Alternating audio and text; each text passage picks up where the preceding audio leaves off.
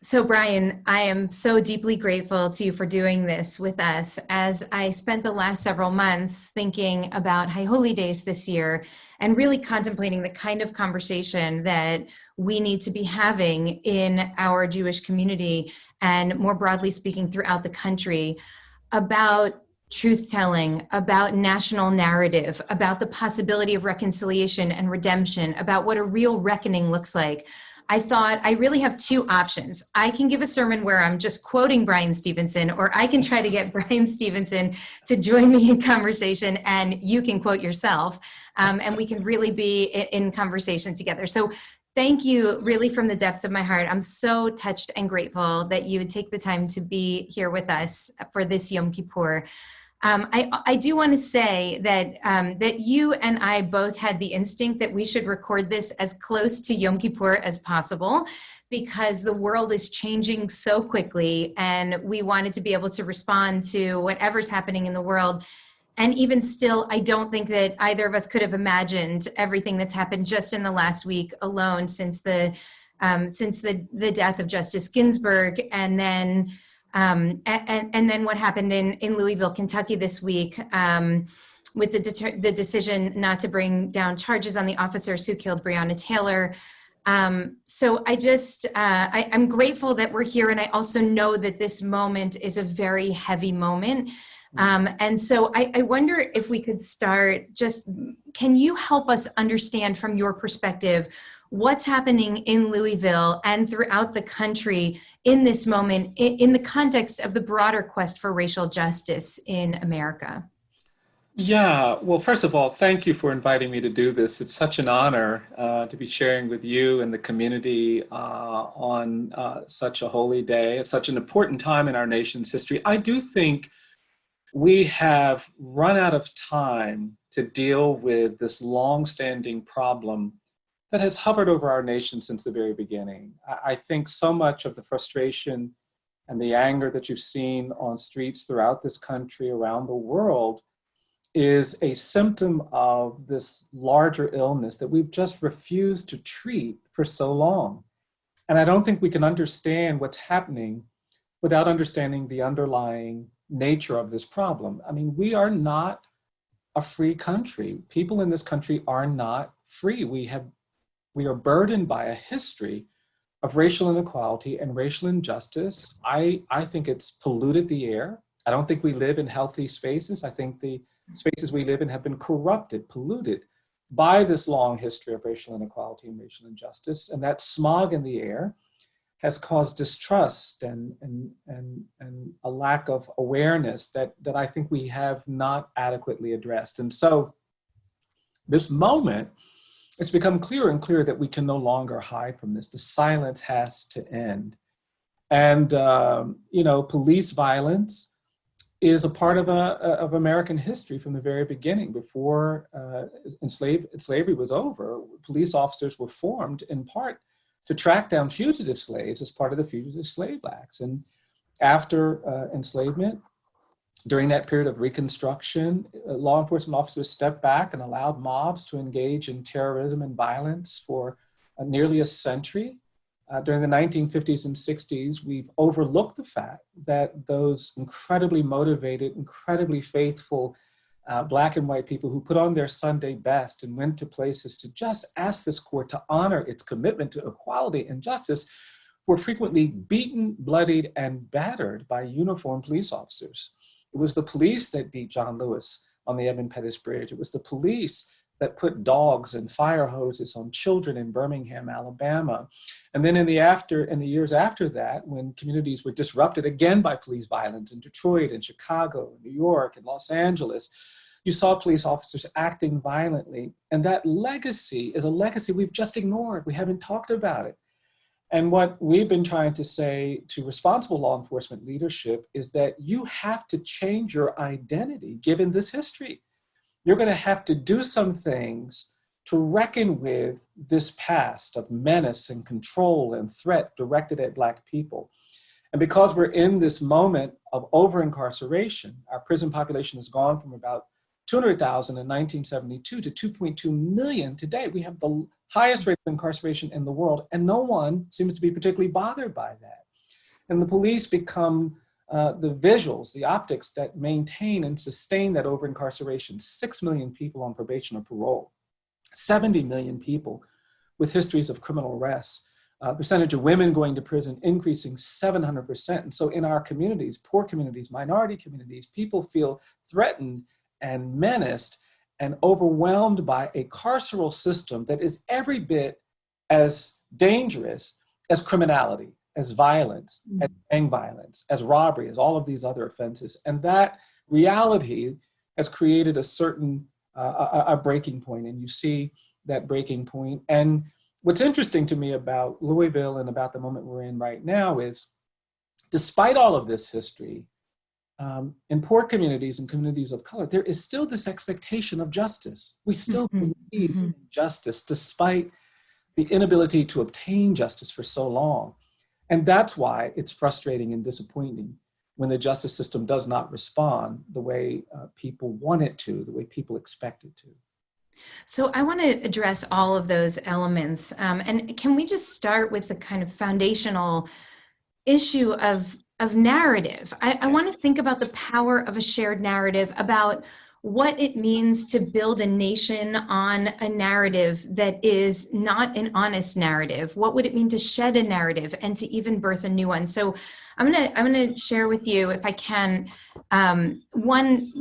one way that I see this in our Jewish text. In our tradition, the reason that God was so angry about Sodom and Gomorrah was because this was a land that had incredibly rich natural resources. It was this blooming oasis in the middle of the desert. The land was abundant in food and gold and silver. And in fact, it was such a blessed land that the inhabitants of that land said, why should we open our borders to foreigners? They're only going to come in here. They're going to deprive us of what's rightfully ours. They wanted to close the borders to outsiders, and they wanted to clamp down on insiders who would show compassion or care to, as we say, the least of these. And so there was this kind of scarcity mentality that met with an overt criminality. So in the rabbinic tradition, we'll hear all kinds of midrashim or texts about these terrible crimes that would be committed inside of Sodom. They would cheat the poor. They would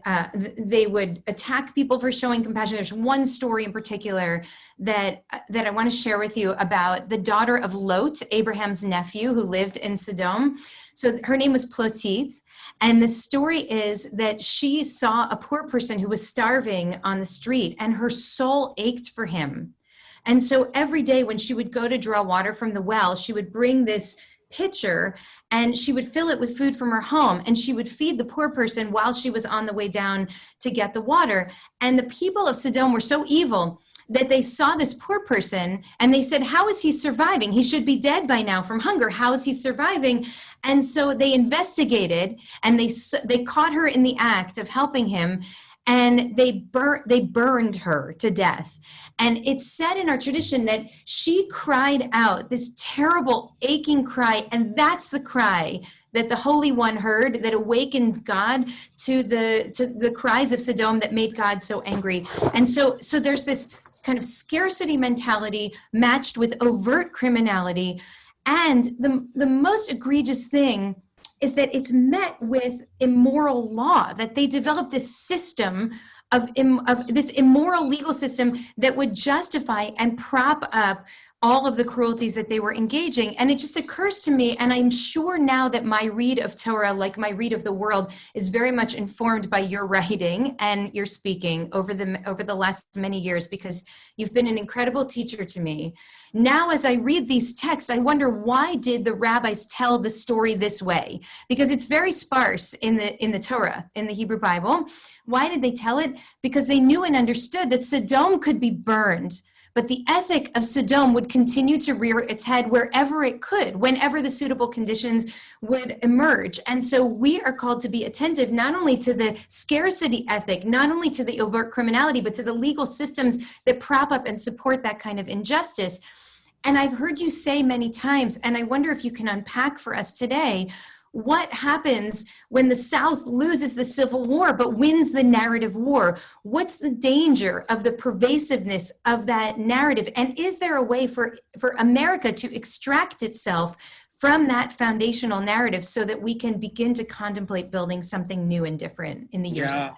Yeah. Well, I mean, first of all, I just so appreciate that story you tell, because I actually believe that people of faith have been warned, they've been informed, they've been told, we have been oriented to recognize what false ideas, what false narratives can do to corrupt a just society, a healthy society. I mean, that's our tradition, right? And the prophets warned communities about what would happen if they tolerated poverty and inequality and injustice. And you read Amos and you read Jeremiah, and the prophet Micah, poses this in very clear ways. And we have an obligation to see the necessity of justice, right? And Micah, the prophet, says, what does God require? And the response is that we do justice, we love mercy, and walk humbly. And that orientation kind of sits on us. And so I do think we have a special opportunity and obligation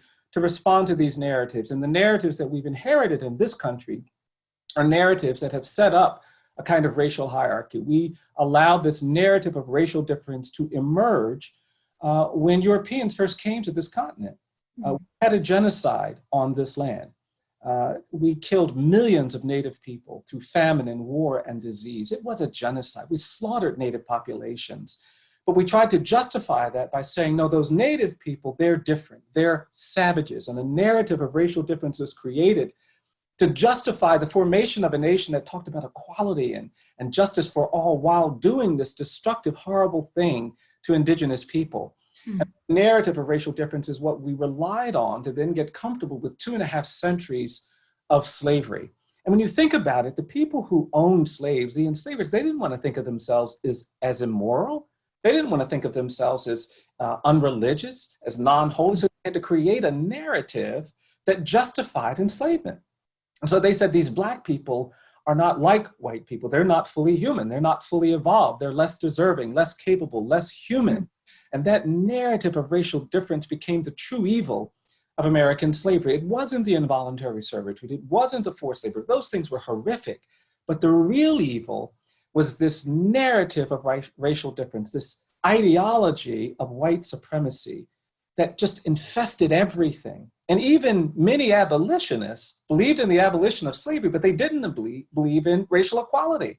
So when we end the Civil War and we pass the 13th Amendment, and it talks about ending involuntary servitude and ending forced labor, but it says nothing about ending racial hierarchy, ending white supremacy, we don't effectively end slavery. And so I've argued slavery doesn't end in 1865, it evolves, because the narrative struggle over what equality means, about what justice means, does not succeed. And that's why the North wins the Civil War, but the South wins the narrative war. The North ultimately embraces that narrative of racial hierarchy and white supremacy, and they allow a collapse after emancipation. They allow the collapse of Reconstruction. We passed the 15th Amendment to give Black people the vote. We passed the 14th Amendment to give Black people equal protection. And then we don't enforce those amendments for over a century. And that gives rise to this era of terror and violence, Black people being pulled out of their homes and beaten and drowned and lynched and tortured, sometimes on the courthouse lawn, for a democracy that claims to be governed by the rule of law, to allow terrorism and violence and mob violence to actually play out on the courthouse lawn tells you everything you need to know about a narrative failure. And when courageous people in the 50s and 60s find the strength to push back against that and to protest, they're beaten and battered. And we still get the Civil Rights Act and the Voting Rights Act, but the narrative persists. That narrative of racial difference seems uncompromised. And so after the Civil Rights Act and the Voting Rights Act, you still have resistance to integration. And that narrative of racial difference continues with us today. And today, what breaks my heart is here we are in 2020, and I have to go places and tell young college students, you can be hardworking, you can be kind, you can be skilled. I tell professionals, you can be a doctor or a lawyer or a teacher. I tell researchers, you can be very, very skilled in your craft, but if you're Black or brown, you will go places in this country where you have to navigate a presumption of dangerousness and guilt. And we constantly have to navigate these presumptions. You get tired. And many of us are just tired. It's exhausting to live in a space where the burden is always on you. I've been pulled out of my car by the police when I was a young lawyer and had police officers point a gun at me and say, move and I'll blow your brains out. And the burden was on me to say, it's all right, it's okay, to take that situation and calm down this young white officer with a gun pointed at my head. And that's not right. And it's dangerous in that setting. It's less lethal in other settings, but it's not any less painful. I was in a courtroom doing a hearing a few years ago after I just argued a case at the US Supreme Court. I was in this courtroom in the Midwest to do a hearing. And I sat down at defense counsel's table, got there early. And when the judge walked in, he saw me sitting there and he got angry. He said, hey, you get back out there in the hallway. You wait until your lawyer gets here. And I stood up and I said, well, I'm sorry, Your Honor. I didn't introduce myself. My name is Bryan Stevenson. I am the lawyer. And the judge started laughing. And the prosecutor started laughing. And I made myself laugh because I didn't want to disadvantage my client, who was much more vulnerable than I was. Client came in, we did the hearing, but afterward, I'm sitting in my car thinking, I'm a middle-aged Black man. I've got a law degree from Harvard. I've got all of these other things. And still, I'm required to laugh at my own humiliation to try to get justice for someone. And it's not right. And that is the immorality of inequality and injustice. It's the threat to a just society that emerges when we do not respond, when we do not speak out.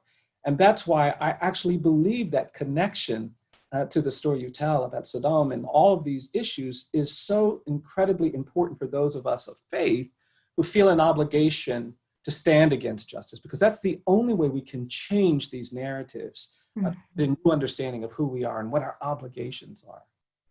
Do you think it's possible, in light of everything that you've seen from these very personal experiences to what you've witnessed on death row, for there to evolve a new American narrative where we could all find ourselves on the same side of history? And because I think I've been thinking about this in a couple of different ways. One, I mean, you mentioned how slaveholders did not want to see themselves as evil, and they would read the same Bible that we read.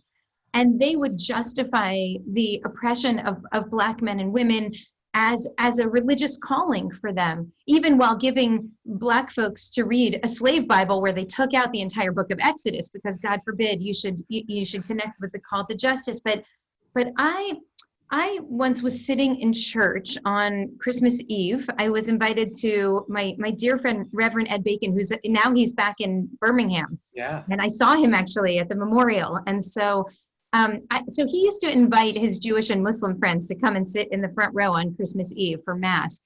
And one year when I was a young rabbi, I came out here and it was my first time going to Christmas Mass. And Ed Bacon stood up and he shared this narrative about a young couple that was so poor and so cast out from society that the wife is pregnant and she goes into labor and she's right outside an inn. But not one person in that inn will give up their bed so that she can give birth in dignity. And instead she gives birth out on the lawn. And he says all of Christian history for the last 2,000 years is an attempt to remedy that horrible act of injustice. And as I was sitting there listening to him, I thought, what's my narrative? That's his narrative. And I resonate to it, but it's not my story. But what's my narrative? And I realized over the years, and this has very much shaped my rabbinate, that my rabbinate is Yetziat Mitzrayim, the Exodus from Egypt, exactly the story that's taken out of the slave Bible. The idea that we were oppressed, enslaved, degraded for hundreds of years, and then in partnership with God, walk toward dignity and walk toward freedom and liberation. And that once we left slavery, our eternal work was to make sure that nobody else would ever suffer the way that we had. That's the core narrative of the Jewish people and so many others who hold liberation theology at their core. And what I love about this narrative, and any meta-narrative really, is that it gives us both a sense of identity, shared identity, and also a sense of purpose. There's work to be done. And as I look at America and contemplate the failed narrative of America, this narrative of racial difference that has just wrought so much violence, and we're really seeing it in the most clear ways over the course of these past couple of years, and especially these past couple of months. Can we craft a new meta-narrative as a nation that gives us that same kind of sense of identity and purpose that that the story of the birth of Jesus gives to Reverend Ed Bacon, and that the story of the Exodus from Egypt gives me and so many others. Is there a way for us to have a narrative that's big enough for us all? And the one last piece I want to share is just a little story that when my daughter was in, I think, 7th grade, we one night had we had Shabbat dinner in our sukkah. So right after Yom Kippur, in just a couple of days, we go out, put a stake in the ground, we build these little huts in our backyard, and we have all of our meals out there, and we sometimes sleep out there too. And you're supposed to engage with the kind of fragility of life. And so she invited her best friend from school to come and sit in our sukkah and have Shabbat dinner with us. And it's beautiful. It smells great. It feels so holy to be out in a sukkah under the stars. You're very vulnerable to the elements, but you also feel strangely protected. And we sang and we talked and we debated and we argued. And as my daughter's friend was leaving, she said to us, "You are so lucky that you have all of this." She said, "You have all these rituals and all this tradition. I'm just white." And it knocked me off my feet, Bryan. I thought, oh my God, that in some ways, that's how we got into the current predicament that we're in this country, because we don't have a narrative for white people to hold, a narrative of redemption, a narrative of repair. And we certainly don't have the same narrative. Individual groups have our own core narratives, but we don't have a shared narrative for America. And I wonder, from you, the master of articulating the narrative that broke the back of America from the start, if you could possibly have the audacity to envision that we could build a narrative of what my friend Reverend Angel Kyoto Williams calls the new America. Is there something that we could build together so that we all feel like we're on the same side of history? I think there is. And to me, the powerful thing about faith is once you have the capacity to believe things you haven't seen, you have the capacity to do great things. I mean, the greatest scientists, the greatest innovators, the greatest athletes all believed they could achieve things that no one else had achieved. And it was that belief that allowed them to do the things they've done.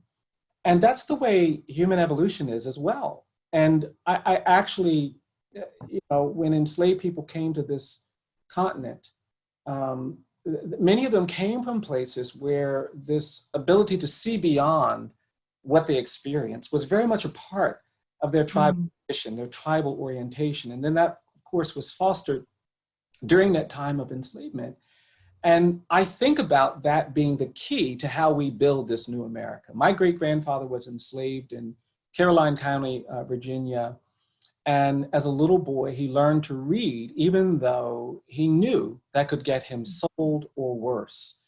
But he believed that one day he would be free. Think about that. It's the late 1850s, early 1860s. There is nothing about slavery in Virginia at that time that would rationally cause an enslaved person to think that they're going to be free. It was a permanent hereditary condition that had been true for Black people for 250 years. And yet, he had this belief that one day he'd be free. And so he learned to read for that new day. And when emancipation came, my grandmother told me that all of the formerly enslaved people would come to their house every night, and she would sit next to her father, and my great-grandfather would stand up and he would read the newspaper every night for the formerly enslaved so that they would know what was happening. And she said she loved the power, and people would hug him and love him for giving him that gift that had been nurtured in this belief in things he had not seen. She wanted that power. And even though there were no schools for her, she learned to read, and she gave that to her children. She had 10 children. My mom was the youngest of her 10 kids. And that belief, that transfer of this desire to read was rooted in the belief that one day we'd live in a nation where that ability to read would be honored, and it would open all the doors that it's opened for other people.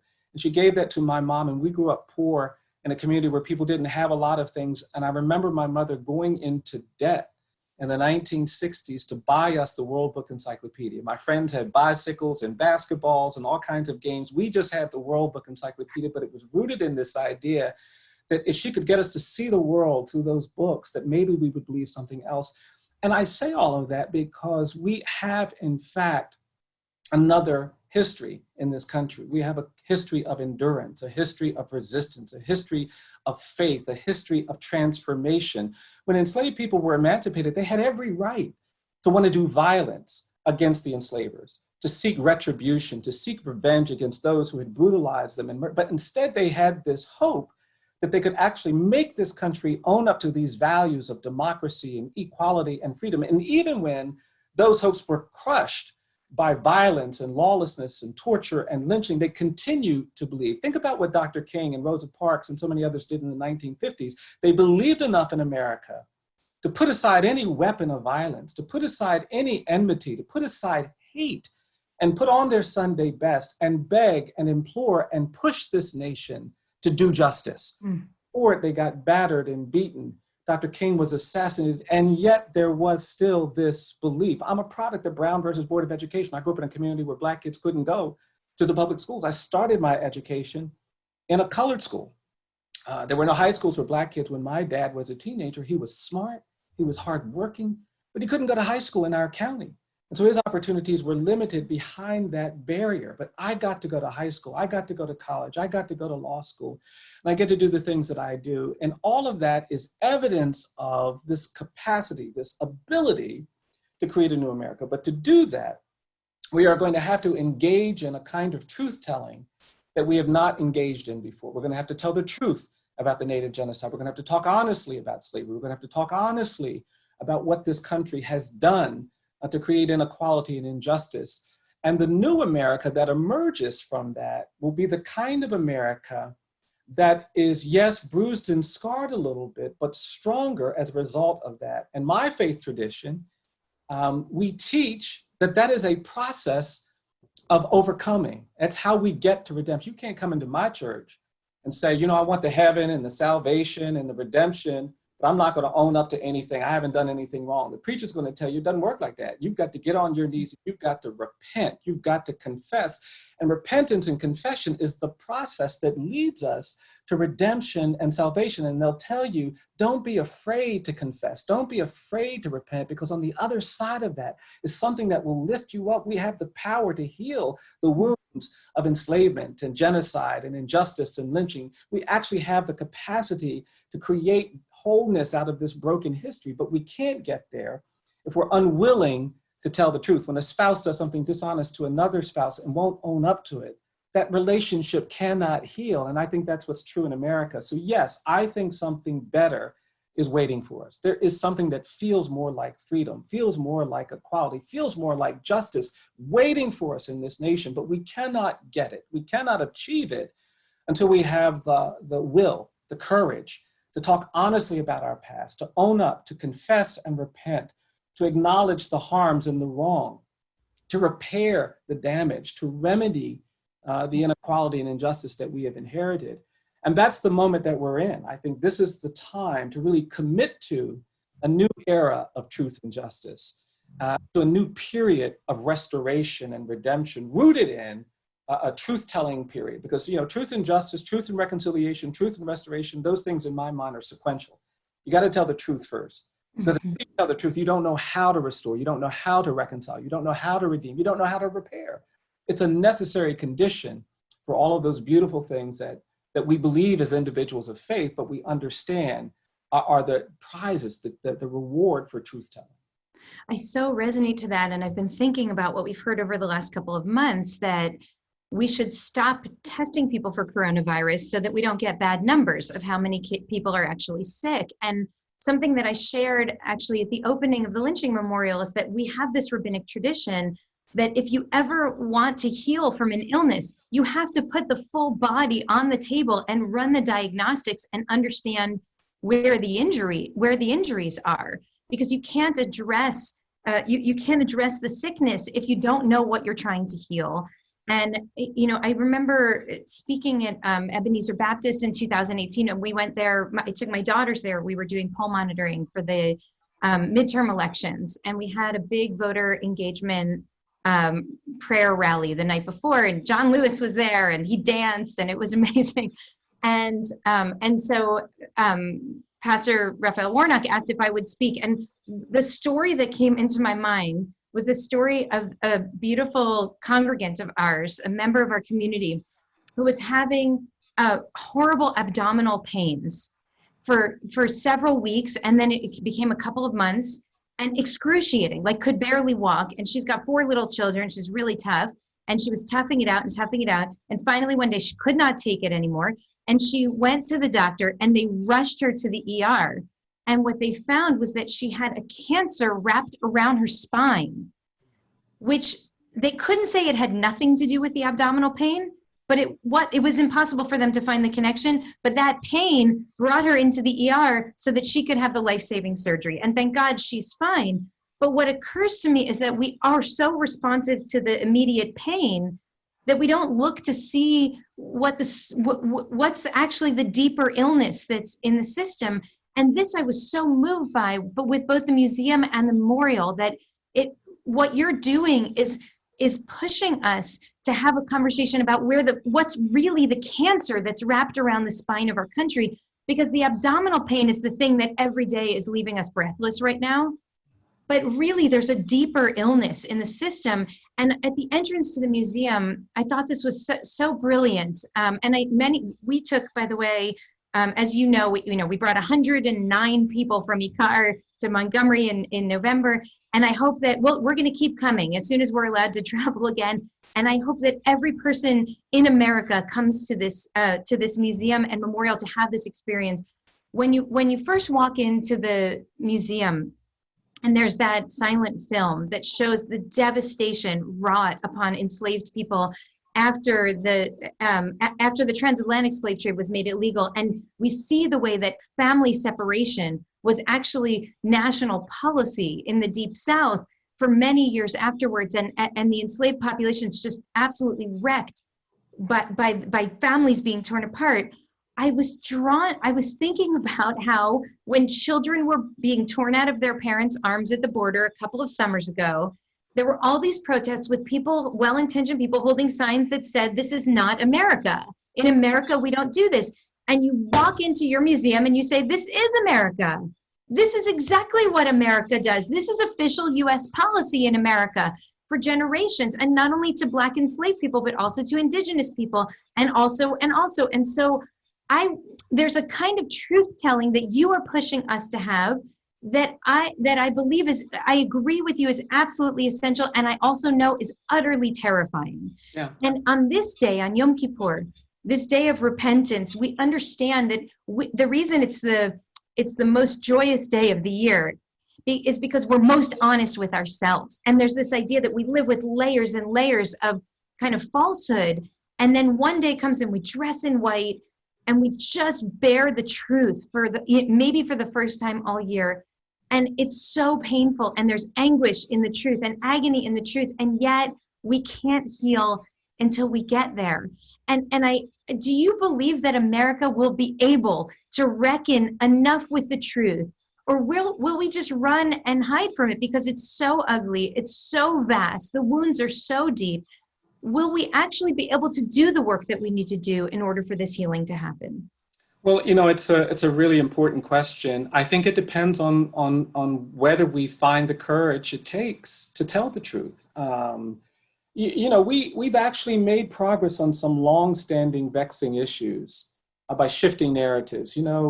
60 years ago, we didn't respond well to domestic violence. We didn't actually treat domestic violence seriously. If a woman was in a marital relationship with someone who was abusive and called the police, she had no expectation that the police would actually arrest her, that abusing spouse. And police would come, they would just try to get things calm. And we tended to marginalize that issue. And for the members who are old enough to remember the Jackie Gleason show, you'll remember that he used to end the show with this threat. He'd say, "To the moon, Alice," and this threat of violence would be a source of laughter. And then we started shifting the narrative. Farrah Fawcett made a movie, A Burning Bed, where she took on the role of a woman who was being abused, and that narrative started to shift. We started listening to these perspectives, hearing stories of abuse and menace and threat and violence that began to shift our comfort level. And I look at where we are, and we're still nowhere near where we need to be. But today, even our most celebrated athletes, when they're credibly accused of domestic violence, there are consequences that did not exist 60 years ago.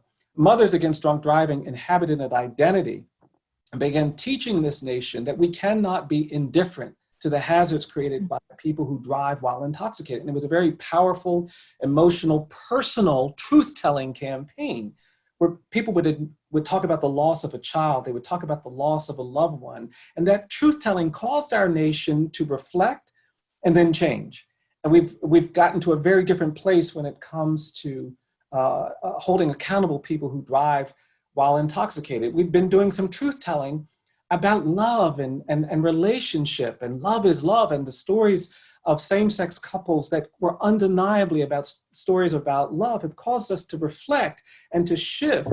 And it was that narrative that gave rise to marriage equality at the court. And so we have all kinds of evidence that it is possible for us to recognize and deal with this legacy of racial inequality. We absolutely should believe that we can do this, but it will require that difficult thing that you're describing. It will require that kind of truth-telling. I'm saying to newspapers, you need to tell the truth about the multiple ways in which you contributed to lynchings by your coverage, by the way you legitimated that violence.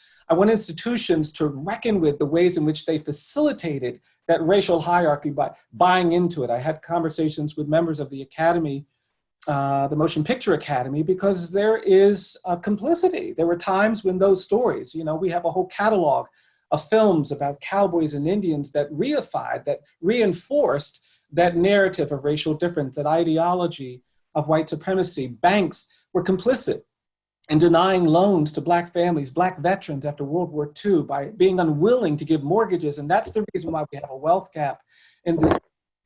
There are so many institutions that need to, in my view, tell the truth about their past. And when you tell the truth, you have a different relationship to remedy. For some reason in this country, we hold wrongdoers accountable for corporate violations, tax violations, contract violations. You breach a contract, not only are you going to have to pay damages, you may have to pay punitive damages and treble damages and other kinds of damages, because we understand that that kind of harm cannot be tolerated. When people are convicted of crimes, if you steal something from someone, you can't go to court and just say, oh, you know what, I'm not going to do that again.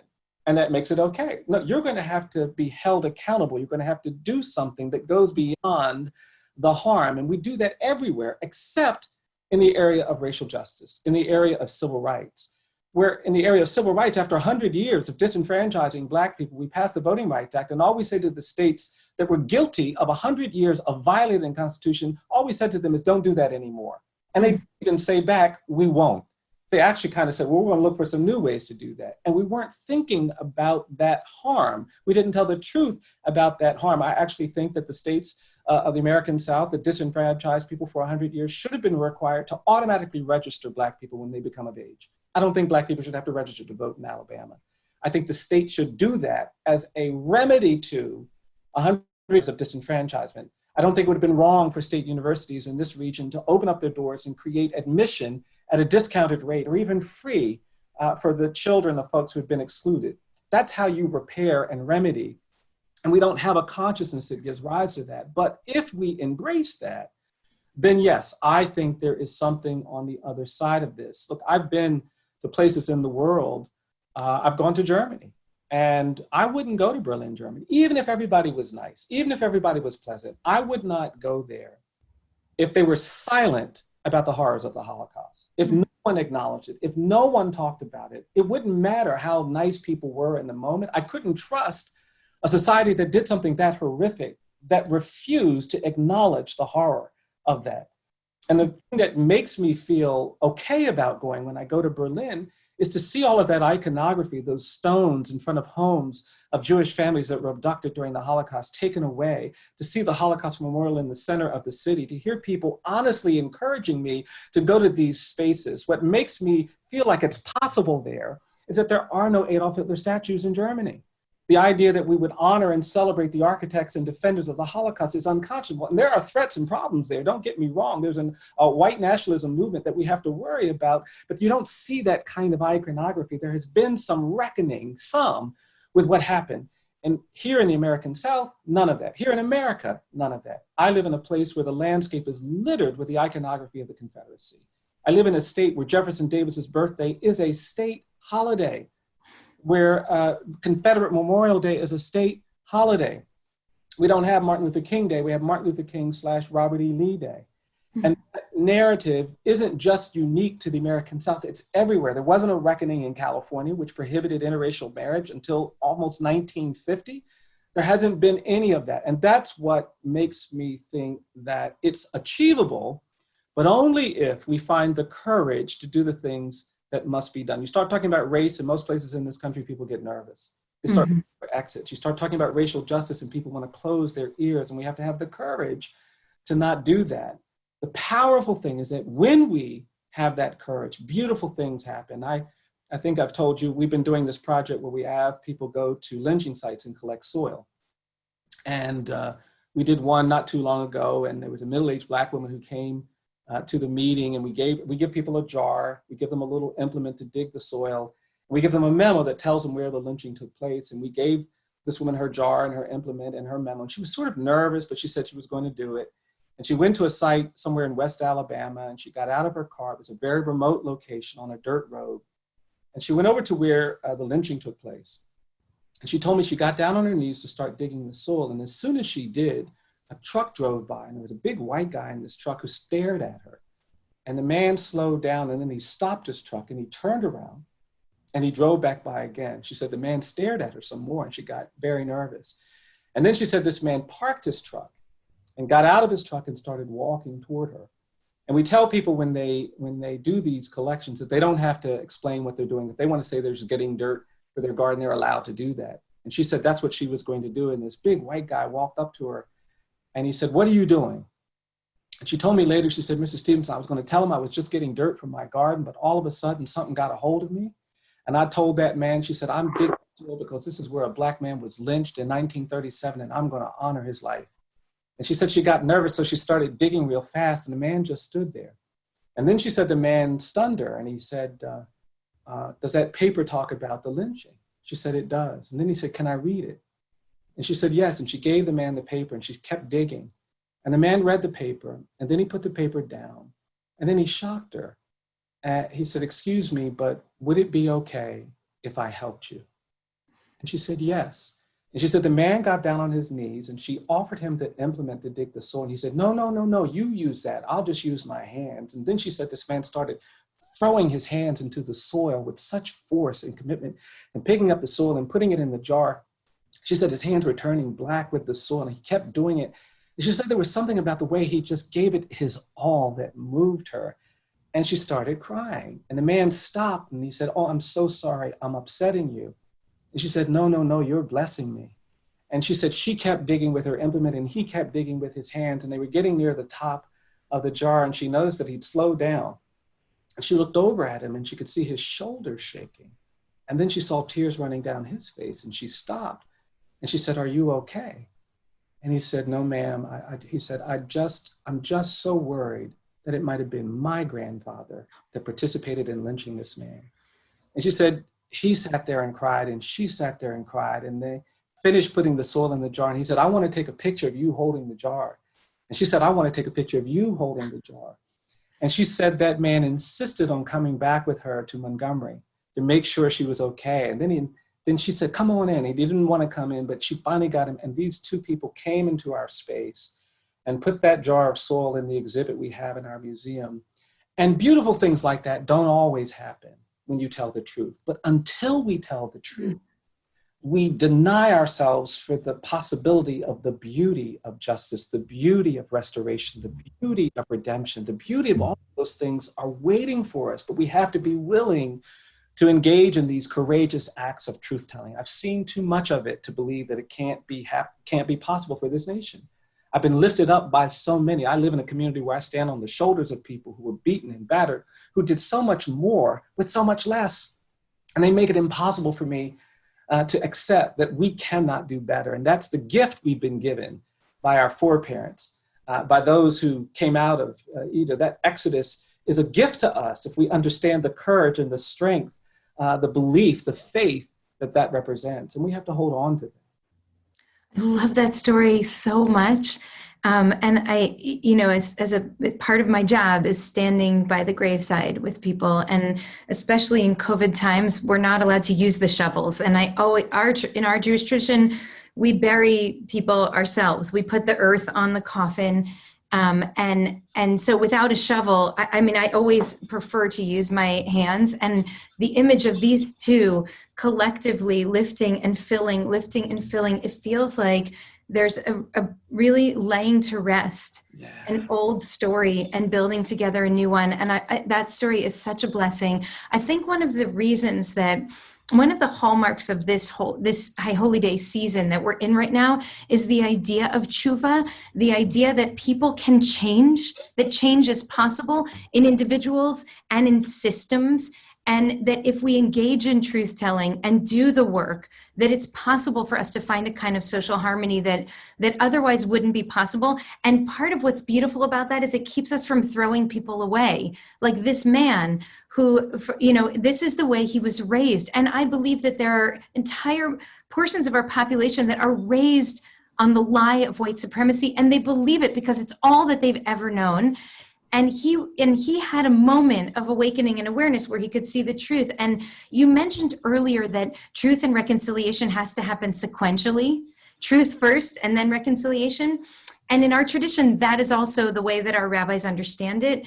Think about Maimonides, about Rambam, who wrote in the Middle Ages, and he said that there are many steps that a person needs to go through in order to achieve forgiveness. You don't get forgiveness at the start. You don't get reconciliation until you stop the behavior, until you show remorse for the behavior. You regret it in your heart and in your mind, so much so that God on the heavenly throne would be able to testify that you would never do it again, and you verbally confess. You have to say it out loud and own it. And in that way, we create the space in a society for people to come back after they've been on a path that's not a path toward truth and justice and reconciliation. And so I really resonate to that story. And it makes me think about the story that was circling around after the death of John Lewis about that guy, Elwyn Wilson, a former KKK member, he was one of the first people who beat John Lewis in one of his earliest beatings when he walked with another Black friend into the white waiting room.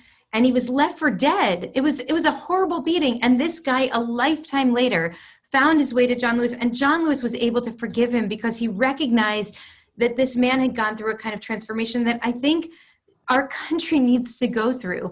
And if we saw the redemptive possibility, I think that would combat a lot of the fear that people have about actually telling the truth. I totally agree. And that's the thing. I mean, I've seen this happen. Sports is a really powerful example of this. Throughout most of our history, we didn't want race mixing of any kind. We thought that would undermine this narrative of racial differences, ideology of white supremacy. And then when a courageous few said, well, I'm going to break the tradition, and Jackie Robinson becomes a league baseball player, and when Black athletes start to get into college sports, it no longer became acceptable to maintain this ban on race mixing if it meant we were going to lose. We wanted to win badly enough that we were, and it's interesting, in this region, college football it's like religion. And these teams, and you can see people come together and cheer and celebrate something remarkable, like a group of young men or a group of young women coming to, and we stop thinking about it in that space because we've been acculturated to accept the elimination of those barriers in that quest toward winning.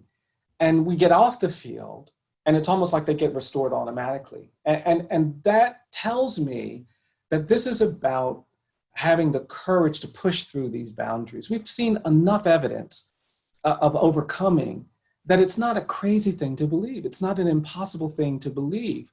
And what gives me some hope is that when we do things that are intended to help people see the truth, there's often pushback, there's often resistance.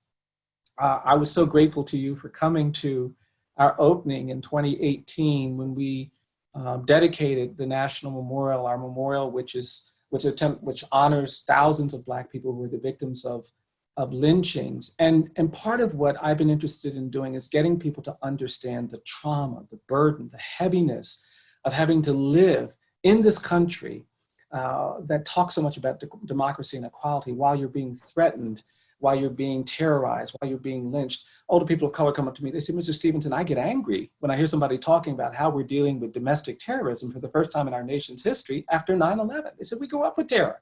We had to worry about being bombed and lynched and menaced, and we haven't really talked about the fact that the demographic geography of this nation was shaped by racial terror. The Black people in LA, the Black people in Oakland, the Black people in Cleveland and Chicago and Detroit did not go to those communities as immigrants looking for new economic opportunities. They went to those communities as refugees and exiles from terror in the American South. There's a line from Alabama to South Central LA. There's a line from Mississippi to Chicago, and we haven't acknowledged that.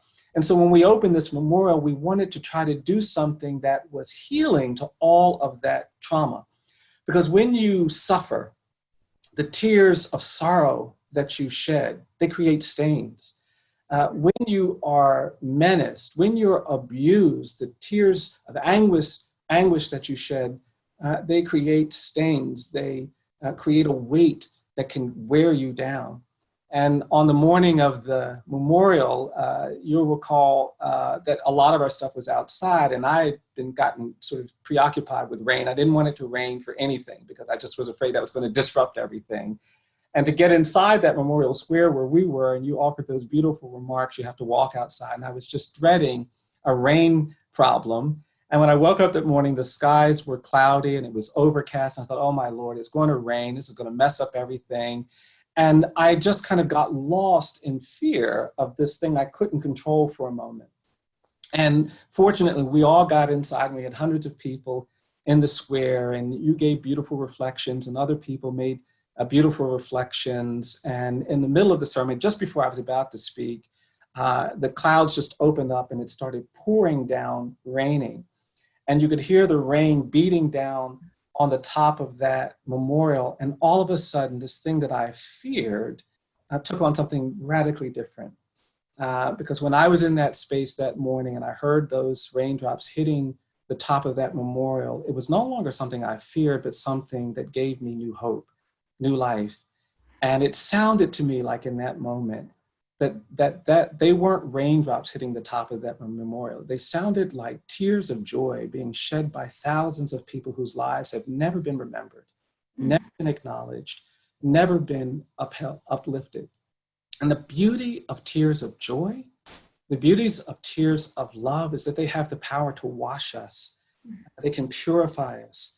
Like the black ash of a righteous fire, like the snow that comes straight from heaven above. There is a power to cleanse and restore and uplift. And that's what I sensed in that space that morning. And that's why we invite people to come and visit us. And that is the gift that awaits us if we have the courage to do the things that must be done. And that's our hope. That's what we have to hold on to. In these very scary times. This is a really uncertain time in American history. I've never been worried about as many things as I'm worried about right now, but I have this enduring hope. I have this faith that I'm going to hold on to because I still believe that that beautiful thing is waiting for us. I have to say that your hope has inspired so much hope in me and in thousands and thousands of people. And the fact that you chose on the way out of the museum, after all of this really hard truth telling, to put the word hope on the wall in this beautiful and understated and subtle way, but it's so present, gives me hope. And we need that so desperately today. Bryan, you're such a gift. You are such a gift. And I'm so grateful that our paths have crossed and that I've learned so much from you. And I know our community has, and the country has. And I hope that you and I live to see your vision of a world redeemed. And I just, if it's okay, I want to offer you a blessing as we close. In the end of the book of Deuteronomy in chapter 22, there's this, there's a law regarding what you should do if you see that your neighbor's ox has gone astray. And what we're told is, lo tuchal lehitalem. You're not allowed to hide from it. You're not allowed to hide from the lost and found things in this world. And when your work started, when you were working these death penalty cases as a young law student, up until this very day, you have had eyes on those who others would rather not see. And you've had eyes on a truth that many would rather not see.